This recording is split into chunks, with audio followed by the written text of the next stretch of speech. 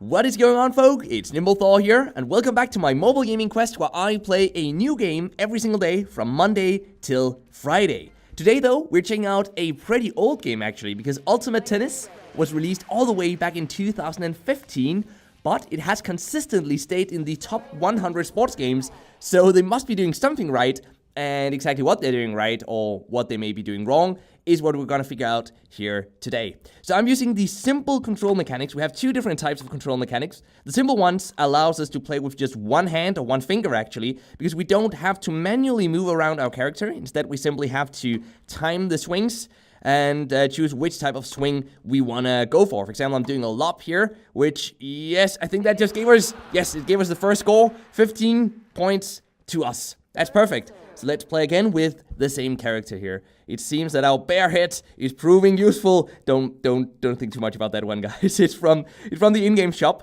We can buy all sorts of crazy cosmetics for these characters, which is kind of fun. But we have to pick which type of attack we should use in each different situation. And honestly, oh, I nearly did that too early. Honestly, I'm not too good at it so far, but I have a technique where I try to get people up front, very close to the net, and then I do a very long attack, and that has seemed to work so far, at least. So that's a strategy that you guys might be able to replicate, at least in the beginning of this game. Later on, it might not work in the PvP, because yes, there's real-time PvP. It might also not work. But simply, I do the drop here. As you guys can see, their other person is getting pretty close to the net when I do that. And then if they don't do a slam, we're going to be able to do a lob here, which might just... No, okay, they ran back, but sometimes you can do a drop, so they're very close to the net, and then you can do the lob, which, you know, is a very long hit. Yes, there we go, just like that. So now we just have to win one more round, and we will have won this match here. This is just a single-player match, by the way, so it's not real-time PvP, but it's still pretty nice that we're actually winning. So far, the single-player matches seem to be somewhat easy. I haven't had too much trouble with them. The PvP, though, oh, would you look at that? That's how you win. The PvP, though, is kind of difficult.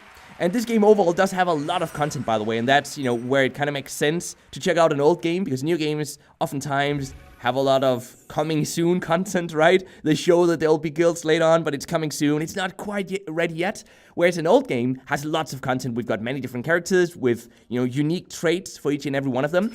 All of which can be leveled up, by the way, and also enhanced, all of these characters. We've also got items, we've got cosmetics, we've got guilds, and then, as I said before, both PvP and single player. So how about we go have a look at our team right now. We have 3 different characters with us. Each of them, as I said, have different types of traits. But let's just go look at the one I'm using most of the time. This girl here, she has an advantage when playing on grass. So you might want to play with one of the other characters if you don't play on grass. But as you guys can see, in here we can upgrade the skills, which is really useful, and we should definitely do that. So let's train this one. This is the drop shot that I use a lot, as I said. So we're gonna spend some gold. We have a lot of gold, by the way, but we're gonna spend some of it on upgrading. Now we can't train anymore, so what do we wanna upgrade then? I guess we could upgrade the lob, which is the combination of skills that we use in battle most of the time. So I use the drop shot and then the lob after that. So it looks like we've got... Yeah, we've spent all of our skill points now. Instead, now we can go in and actually enhance our characters. So let's do that, which means they will become +2 instead of +1, and it's gonna increase the overall stats. So let's have a look at what happens here once we do that. Let's see what were the stat increases. We don't get to see that? Huh, that's strange. But we completed another one of the missions, which apparently was to upgrade one of them to level 2. So we did that, and now let's go have a look at the equipment. We only have one equipment on us, but let's try to equip a necklace, equip a dampener. Oh, we have lots of items we can equip here. And a string and racket. And each of these can be enhanced.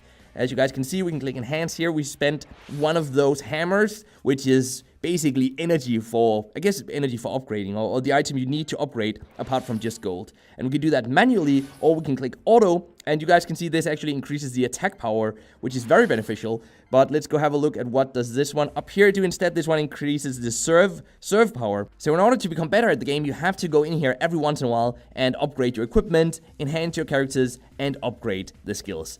All of this means that the game is quite pay to win if you want to go into the PvP. Sadly, but that's just the way it is, because in the shop, if we go over here, we can spend up to $100 to buy different types of packs, or we can buy this premium currency, which we can then spend on gold, and we can also buy different types of loot boxes over here Sadly, it does kind of suck because it means the game is very much pay to win in the PvP. But for the single player missions, and let's go into to play one more single player mission here. The single player missions are definitely still fun. I haven't felt the need to spend any real life money on the game so far. So if you're just like me and you don't want to get into the PvP anyway, you might just have a lot of fun with these single player missions, even though the monetization is pay to win in the PvP aspect of it. What do you guys think about that though? Do let me know in the comment section down below. Do you agree? Do you disagree with my view on that you can actually still enjoy a game that is pay to win if you only play the single player? I've done that a lot of times, so I think it's correct. But let me know what you guys think in the comment section down below. And now let's see if we can actually win this match as well. I mean, we should have an advantage now that we've upgraded. Yes, there we go. That was the first 15 points. We're off to a great start here. That's awesome. So overall, I actually think that this is a quite decent tennis game, and it's actually the best one I've played on mobile. I haven't played a lot of tennis games though, to be fair. So if you guys know of any really great tennis games that I should play or should check out instead of this one, please do let me know in the comment section. Maybe I just don't play that many sports games, and I don't know about the really great ones out there. But I honestly think that this one is a great recommendation if you want to play a single player tennis game. It seems to be pretty fun, and I'm looking forward to learning the difficult control setup, because that will definitely give us some more advantages overall, because it will allow us to move around our character as we want to. My main complaint with the game though is the energy system. That's something we haven't touched upon yet, because I wanted to give you guys a fair chance at seeing the game for what it is before we start talking about the energy system, because I know that many of you guys really hate energy systems, and I don't like them either, don't get me wrong. I really don't. But it just seems that many of these sports games do have energy systems, and I don't think there's anything really to do about that. But this one does have an energy system. We have 41 energy right now, and going into one of these matches, let's see, going into the next one, for example, it's going to cost 5 energy, which means that we can only play them for so many times before we have to wait. So this is not a game that you can play for hours on end, but as a casual experience, I think it's pretty decent actually.